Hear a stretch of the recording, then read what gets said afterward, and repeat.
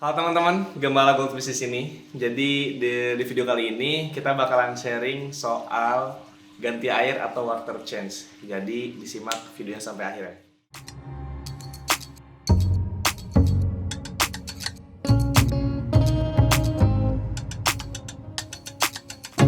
Oke, jadi diawali dengan waktu dulu kita sempat mention tips, salah satu tips untuk peletakan akuarium itu di dekat WC. Kenapa? Karena supaya gampang ganti airnya. Karena ada sumber untuk keluarin air gitu, air kotor, dan juga untuk masukin atau ngisi air yang bersih gitu. Itu yang pertama. Terus yang kedua, akuarium itu tuh sistem tertutup. Jadi dia itu mesti ada masa jenuhnya air air di dalam akuarium tersebut gitu. Nah, jadi karena dia akuariumnya sistemnya tertutup, dalam artian airnya itu tuh aja gitu, nggak ada air yang baru atau nggak ada air yang bersih gitu ya. Nah, akhirnya mau nggak mau kita memang harus rutin untuk water change atau ganti air gitu. Nah, di kita itu biasanya seminggu sekali. Nah, kebetulan nih jadwalnya water change gitu ya. Nah, sekalian kita sharing aja kali ya gitu. Nah, selanjutnya kenapa si konten ini juga dibuat? Karena ada banyak banget, terutama penghobi pemula gitu ya, hobis pemula gitu, selalu nanya ganti airnya kayak gimana gitu, segala macam. Akhirnya sharing-sharing, ternyata ada, misalnya contohnya adalah ganti air 100% full gitu ya gitu. Nah, itu nanti kita akan bahas kenapa 100% full itu tuh tidak disarankan gitu ya. Terus juga ikannya harus dipindahin dulu gitu, dan lain-lain lah. Nanti akan kita praktekkan dan juga kasih referensi lah gitu untuk cara kalian untuk ganti air gitu atau water change. Nah, kebetulan kita langsung aja praktek, dan ini tanknya sudah lumayan kuning gitu. Kuning biasanya selain udah lama nggak ganti air, dia itu banyak nitratnya gitu.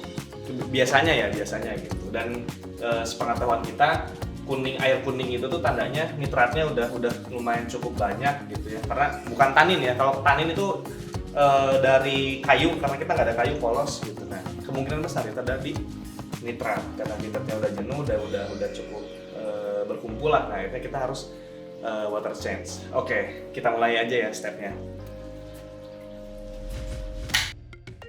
Nah, oke, udah gitu bisa dimatiin dulu si airnya, terus kita bisa ambil selang untuk ganti air. Ambil selang untuk ganti air gitu. Nah, ini bisa kita setting ke sini. Nah,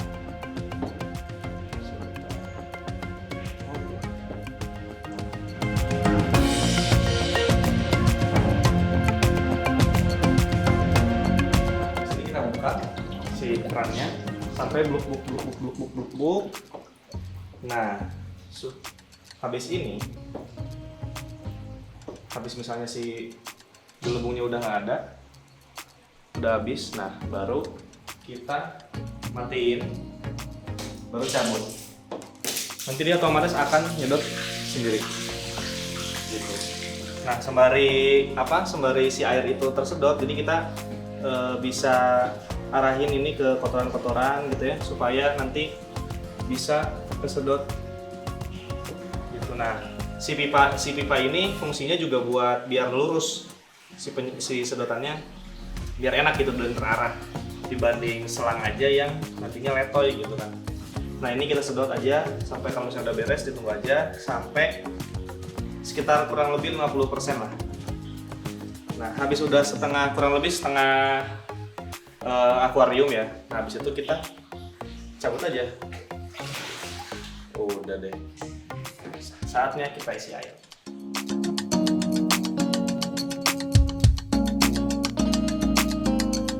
Oke, nah setelah tadi proses nyedot air kotornya udah beres gitu ya, terus nanti habis ini kita isi air baru gitu ya, air yang bersih. Nah, salah satu tipsnya adalah kenapa water change itu disarankan 50% gitu, nggak lebih dari itu, karena analoginya kayak gini, air yang lama sama air yang baru itu tuh 1:1. Jangan sampai air yang bersih itu lebih banyak daripada air yang lama, karena kenapa? Nanti akan mempengaruhi stabilitas air itu sendiri buat supaya si ikan itu tuh nggak kaget gitu loh, nggak kaget temperatur parameter airnya gitu. Nah jadi kenapa si water change ataupun ganti air 100% itu nggak disarankan ya karena takutnya nanti ikannya kaget gitu ya dari parameter airnya gitu, dan juga supaya lebih cepat juga adaptasinya gitu untuk air baru gitu. Nah tips selanjutnya adalah isi airnya itu dikit-dikit banget, dikit-dikit aja gitu untuk awalan ya gitu. Karena kenapa ya, itu tadi supaya nanti si ikannya itu nggak kaget gitu diisi air yang baru gitu. Nah jadi nanti biar perlahan adaptasi airnya gitu. Nah ini juga yang disebut aklimasi dripping gitu ya, atau airnya tuh kenceng dikit-dikit aja, jangan sampai buka keran sampai full banget gitu. Nah nanti kalau misalnya udah 75% lah, udah cukup banyak, itu kan air udah cukup tercampur lah ya gitu. Nah baru bisa agak kencengan lagi buat ngisi airnya gitu. Nah tip yang lain juga, ketika ganti air ini kan si pompa mati ya. Nah kalian bisa juga ngasih aerator supaya aman gitu. Nah karena ini ikannya nggak begitu padat penduduk gitu dan kecil-kecil, maksudnya nggak padat penduduk dan nggak bakalan kenapa-kenapa lah. Dan kita juga udah sering banget water change ganti air nggak pakai aerator, jadi maksudnya cukup gini aja karena nggak lama juga gitu. Dan juga dan drippingan air itu juga jadinya kan oksigen terlarut ya gitu, jadi ada gas exchange di situ.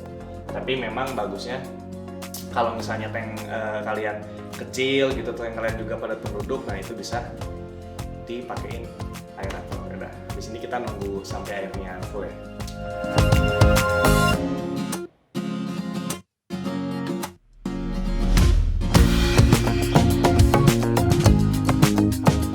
Jadi gitu teman-teman, kurang lebih sharing kita di video kali ini soal water change ataupun ganti air gitu ya. Nah dari beberapa tips tadi mungkin bisa jadi referensi, dan juga caranya kayak gimana juga bisa jadi referensi teman-teman buat ganti air atau water change. Jadi jangan lupa dan jangan juga malas buat ganti air supaya ikan-ikan kita makin aktif, makin sehat, dan makin segar. Jadi sampai jumpa di video selanjutnya.